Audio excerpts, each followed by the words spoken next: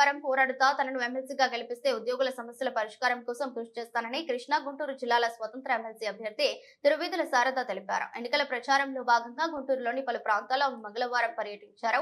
ఈ సందర్భంగా స్థానిక అంబేద్కర్ భవన్ లో మీడియాతో మాట్లాడుతూ ఉద్యోగులు, ఉపాధ్యాయుల, నిరుద్యోగుల సమస్యల పరిష్కారానికి చర్యలు తీసుకుంటామని చెప్పారు. వాలంటీర్ల, సచివాలయ ఉద్యోగుల ఇబ్బందుల గురించి మండలిలో చర్చిస్తామని తెలిపారు. ఉద్యోగ, ఉపాధ్యాయ, కార్మిక, అవుట్సోర్సింగ్, కర్షక, మహిళా, విద్యార్థి సంఘాలు, ప్రజా సంఘాల మద్దతుకు తనకు ఉందన్నారు.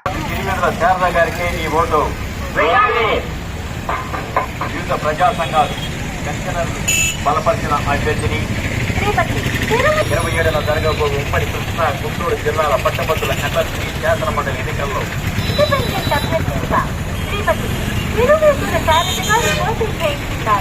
హైకోర్టు న్యాయవాదిగా ప్రతి ఒక్క ఓటరు గ్రహించి ప్రస్తుత పరిస్థితుల్లో ఎవరైతే మన కోసం ఎవరినైనా ఏదెత్తి శారద గారు మాత్రమే అని గ్రహించి శ్రీమతి తిరువీధుల శారద గారికి మొదటి ప్రాధాన్యత ఓటు వేసి అత్యధిక మెజారిటీ.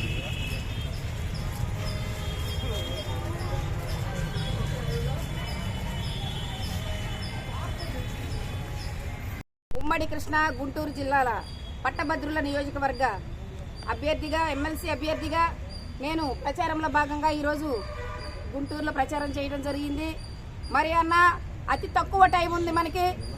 మేధావులు మీరు ఎన్నో సమస్యల్ని కొన్ని ఏళ్ల నుంచి ఎదుర్కొంటూ సతమతం అవుతూ ఏం చేయాలో తెలియక మనకంటూ సపోర్టివ్గా ఎవరుంటారు, ఇంకా వస్తే బాగుండు అన్న ఆలోచనతో ఎవరికి వాళ్ళే ఆశతో ఎదురు చూస్తున్న రోజు all India BC, SC, ST, minority social welfare society జాతీయ అధ్యక్షురాలుగానే కాకుండా, న్యాయవాదిగానే కాకుండా, మరి అంతకుముందు వైఎస్ఆర్ పార్టీలో కానీ, ఎన్డీఏ పార్టీలో కానీ ఎన్నో సేవలు అందించి మీ అందరికీ సుపరిచితురాలుగానే నేను ఉండటం జరిగింది. మరి మీకోసం ఎంతో పోరాటాలు చేసి ప్రజల కోసం నిలబడిన నేను ఒక పవర్ అంటూ మన విజ్ఞులు, వివేకులు మీరంతా నాకు ఇస్తే మీకోసం నేను ఎంత చేయగలను అనేది మీ అందరికీ తెలిసిన విషయం అని నేను అనుకుంటున్నానన్నా. మిత్రులారా, శ్రేయోభిలాషులారా, నేను ఒక్కటే చెప్తున్నా, డాక్టర్ బిఆర్ అంబేద్కర్ గారు మనకి ఏవైతే రాజ్యాంగంలో పొందుపరిచి అన్ని వర్గాల వాళ్ళకి ఎలా ఉంటే న్యాయం జరుగుద్దని ఆ రోజుల్లో ఆయన గ్రహించి మనకి రాయడం జరిగిందో అవన్నీ మన కోసం ఈరోజు మనం అమలుపరుచుకునే విధానంలో మనం ముందుండాలని కోరుకుంటూ, మరి ఏ గవర్నమెంట్ వచ్చినా కూడా మనలో ఎంతో కొంత అసంతృప్తి ఉంది. కార్మికులు, కర్షకులు, ఉద్యోగ సంఘాల వాళ్ళు, మరి ఉద్యోగులు, నిరుద్యోగులు, గవర్నమెంట్ వారే కాదు, అవుట్ సోర్సింగ్ కానీ, మరి అంగన్వాడీలు, మరి ముఖ్యంగా చూస్తే ఇప్పుడు ప్రస్తుతం మరి వాలంటీర్లన్నా వాళ్ళకి మాటిచ్చి ఇప్పుడున్న గవర్నమెంట్ ఎంతో మోసం చేసింది. అది మీ అందరికి ప్రత్యక్షంగా ప్రతి చోట నేను ఇదే చెప్తున్నాను. మరి అలాగే ఇప్పుడు నిన్న కాక మొన్న ఎగ్జామ్ జరిగింది గ్రూప్ 2 వాళ్ళకి. మరి అది రోస్టర్ సిస్టంలో ఎంతో తేడాలు ఉన్నాయని చెప్పి వాళ్ళు ఎంతో వాపోయి తిండి తినకుండా ఎన్నో చోట్ల నిరాహార దీక్షలు చేసినా కూడా ఇక్కడే కాదు, మన ఆంధ్రలో కాదు, కోచింగ్కి వెళ్ళిన విద్యార్థులు కొంతమంది తెలంగాణలో కూడా చేయిస్తారు. అయినా సరే వాళ్ళ గోడు ఒక్కడి కూడా వినకుండా నిన్న 23వ తారీఖున ఎగ్జామ్ కండక్ట్ చేయడం అనేది కూడా మాకు బాధ కలిగించిన విషయం అన్నా. మిత్రులు అందరూ తెలుగు గలవాళ్ళు కాబట్టి ఒక్క క్షణం మీ గురించి మీరు ఆలోచించుకోమని నేను ఒకసారి కోరుతున్నా మిత్రులారా. అలాగే గవర్నమెంట్ ఉద్యోగులు ఎంతో మంది ఉన్నారు, ఎన్నో ప్రాబ్లమ్స్ లో ఉన్నారు, చెప్పుకోలేని నిస్సహాయ స్థితిలో. చెప్పుకుంటే మన జాబులకేంటి, రేపు మనకేంటి, ఒకవేళ తీస్తే ప్రమోషన్స్ ఎక్కడ ఇబ్బంది పెడతారని భయంతో వాళ్ళ తిప్పలు వాళ్ళు పడుతూ పాపం జీవితాలను ఎల్లగొట్టుకున్న రోజులు ఇవి.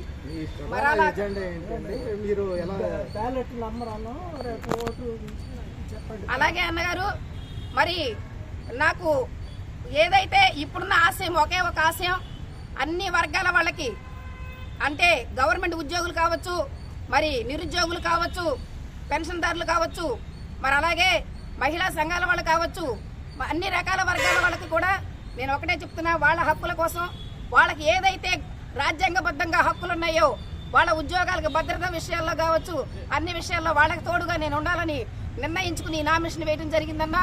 మరి బ్యాలెట్ పత్రంలో 24వ సీరియల్ నంబర్లో 1వ అంకె వేసి ప్రథమ ప్రాధాన్యత ఓటు వేసి గెలిపించాలని, మీ అందరి తోడు నాకు కావాలని, నా యొక్క జీవితం మీరు ఎప్పుడైతే నన్ను నిలబెట్టి గెలిపించుకుంటారో నా జీవితం మీ అందరి కోసం అంకితం చేసుకుంటానని నేను పత్రికా విలేకరుల సమక్షంలో మాటిస్తున్నాను మిత్రులారా. అలాగే ఇప్పుడు ఉన్న 3,40,000 పైచిలకు ఓటర్స్ ఉన్నారు. దీనిలో మహిళా తల్లుల ఓట్లే 1,40,000 పై చిల్లుతున్నాయి. మరి మొదటిసారిగా ఈ ఎమ్మెల్సీ స్థానంలో నేను ఉండాలని ప్రయత్నం చేస్తున్నాను. మహిళలారా, మీ యొక్క బాధలు ఎలా ఉంటాయో యాజ్ ఏ ఆడపిల్లగా, ఒక మహిళగా నాకు తెలుసు. కాబట్టి మీరు కూడా ఒక్క క్షణం ఆత్మ పరిశీలన చేసుకుని ప్రతి ఒక్క ఓటర్ కూడా ఆలోచించి నన్ను నమ్మి దీవించాలి. ఎందుకంటే ఒక వ్యక్తి పార్టీలో, ఒక పెద్ద పార్టీలో ఉన్న వ్యక్తి, ఇంకొక వ్యక్తి ఆల్రెడీ ఎప్పటి నుంచో చేసుకుంటూ ఉన్నవారు. మీరు వీళ్ళిద్దరినీ సమకాలీగా చూసుకొని తప్పొప్పులు ఏమైనా ఉన్నాయా, ఇంకేమైనా అసంతృప్తి ఉందా అని ఒక్కసారి ఆత్మ పరిశీలన చేసుకొని, నేను మొట్టమొదటిసారి నిలబడుతున్నాను కాబట్టి నాకు ఒక్కసారి అవకాశం ఇవ్వమని చెప్పి మీరందరినీ కోరుకుంటున్నాను. మిత్రులారా, టైం లేదు కాబట్టి కంపల్సరీగా మిత్రులు మన మీడియా ద్వారానే మీ అందరికీ మెసేజ్ పంపించాలనే ఉద్దేశంతో ఈరోజు ఈ ప్రెస్ మీట్ పెట్టడం జరిగింది. కనుక ప్రతి ఒక్కళ్ళు కూడా విద్యావంతులు, మీరంతా మేధావి వర్గానికి చెందినవారు. నా కోసం కాదు, మీ హక్కుల కోసం ఆలోచించుకోండి.